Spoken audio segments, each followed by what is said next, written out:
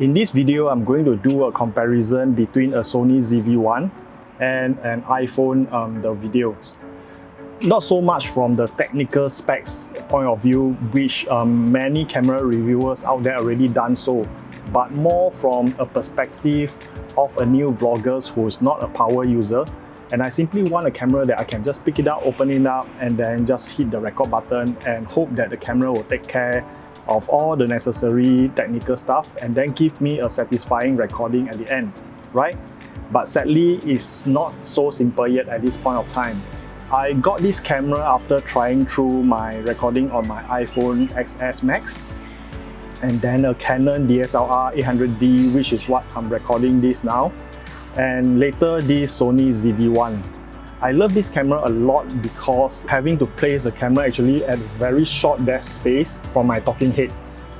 Okay, and it has a nice blur out background effect and it focuses really fast, especially when I want to change feature or talk about an object, and if I put the object near the camera lens, it will automatically zoom in and focus on the object really fast, and then it can switch back to me, my talking head, very fast. Many older cameras cannot do this without having the vloggers cover up their face, okay, because there's a built-in face recognition algorithm which will automatically focus on the face rather than the product you want to feature, and this camera does it really well.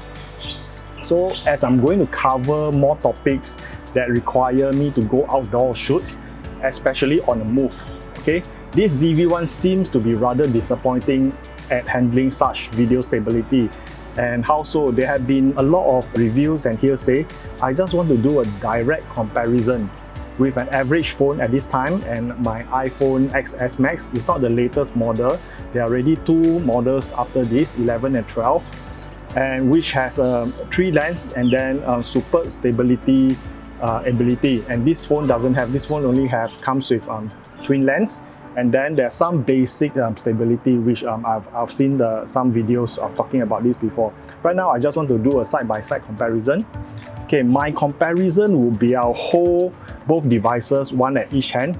I'll do a walk around and then a jog around my estate vicinity, and then I'll do another round with the same road, but another round with the both camera pointing at me, pointing at my head. I'll probably mount it on a selfie stick, yeah, on each, and then to compare the footage, how stable it is. Then after that, I will mount it on a gimbal each. I'll mount the ZV-1 on a Zhiyun WEEBILL S.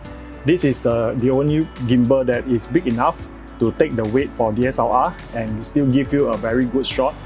But I know that it's a bit overkill for ZV-1, but that's the only one that I have that can mount a small camera.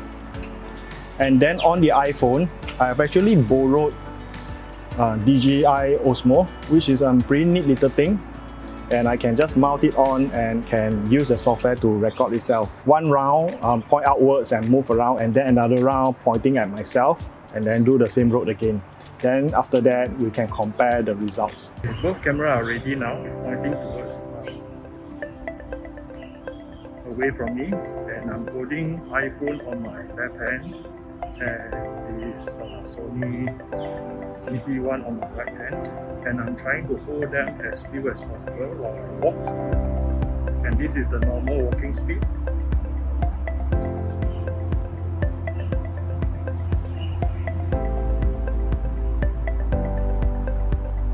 I'm gonna do a slow jog.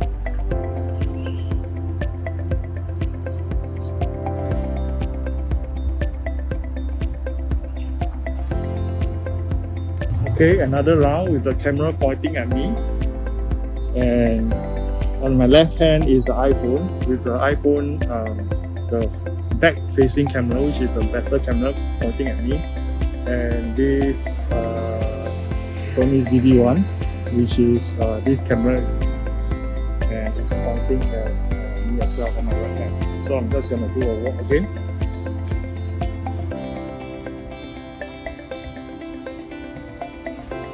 See the stability.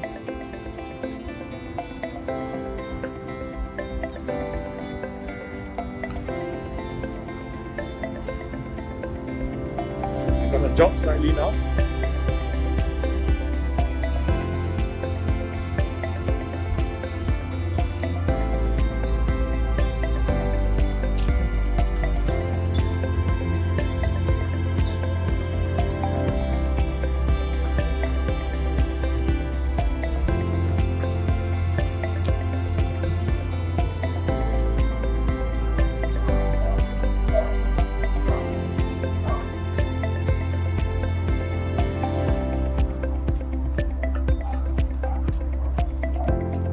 Right.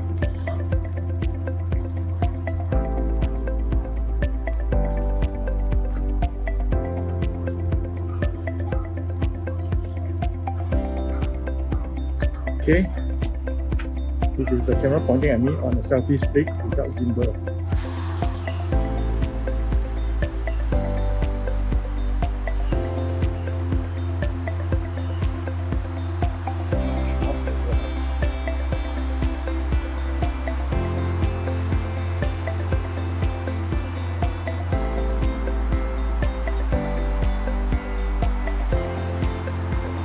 Pick up the face. Do a slight jog. See that the eye is more on the iPhone. It's a bit jerky.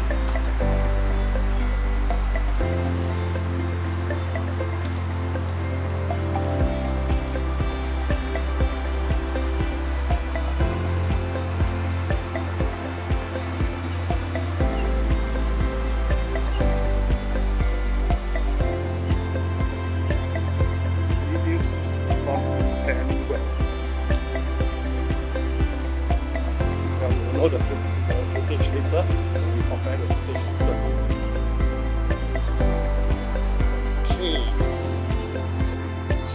Okay, both camera pointing at me now, and I'm gonna do a walk.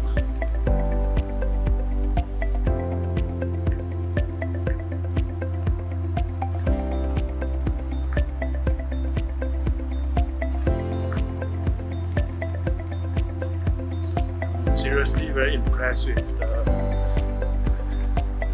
Zhiyun WEEBILL S.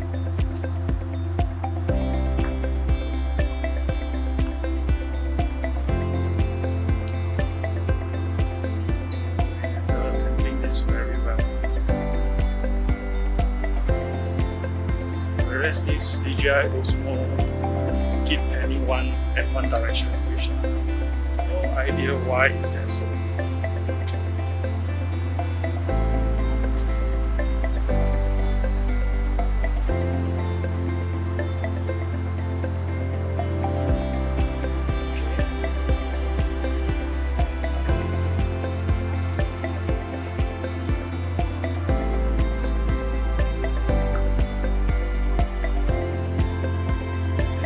Better gimbal, and this might work better for iPhone.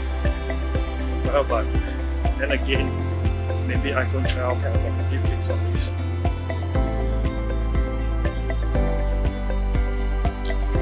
The only issue with this WEEBILL S is the weight.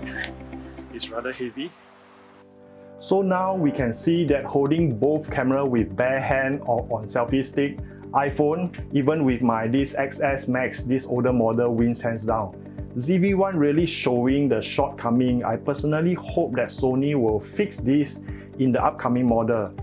Even add in a wide angle lens and improve on the stabilizing mechanism. I'll definitely upgrade to the next model. Whereas when both mounting on gimbal, we can still see a little bit imperfection in these ZV-1 footages. but I think as an average user, this picture quality is fairly acceptable for me.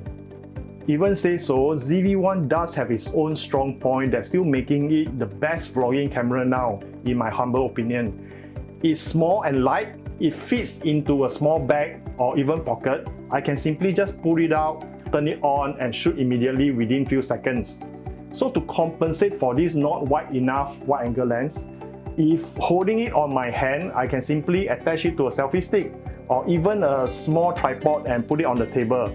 This f1.8 lens gives this nice bokeh blur background effect that giving your videos a nice depth of field effect like normally only a big camera can give you.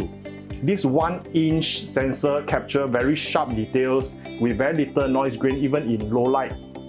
I shoot all my videos in Full HD 60 frames per second. If I want to do a slow motion shoots, I can actually go up to 960 FPS in this HFR video mode.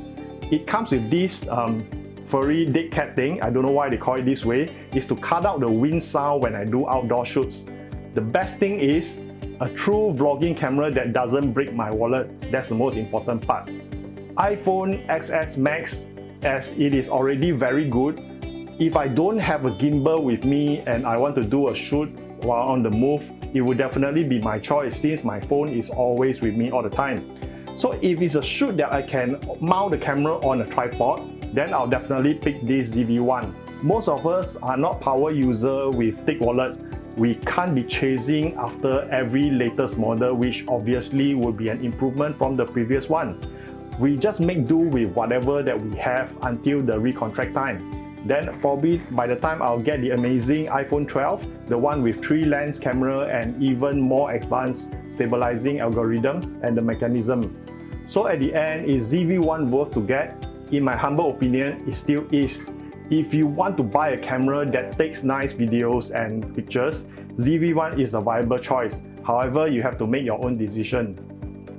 Next, when we're talking about gimbal, this DJI Osmo Mobile is small and it fits into my bag. And it's really easy, simply just put it out and then switch it on and use it without having to do any gimbal setup. It's rather cheap also. If it mounts my ZV-1 too, I will grab a set of my own immediately. But even after this, I might just go and grab a set because I can simply fit my iPhone on it. And this Zhiyun WEEBILL S is a mid-range gimbal meant for bigger size camera, and it wouldn't mount a phone. The servo motors are actually too strong. If your camera is very light like this ZV-1, like for example when I first set it up, it actually jigs every time when I move it around, especially when I switch angle. So at the end I figure out that I actually have to turn down the power of the specific motor out of these 3 motors. You gotta know which one, and turn down the power in the settings. Already sound very headache, right? Yes, it's actually quite technical, but don't get me wrong, this is absolutely a fantastic gimbal for this price range. It's actually meant for SLR size camera. I'll do a video on its own next time specifically to talk about this amazing gimbal. So I hope that you get a good idea in this comparison video. If you like what I'm doing, please click like on my videos and subscribe to Uncle Teach You channel. Thank you for watching.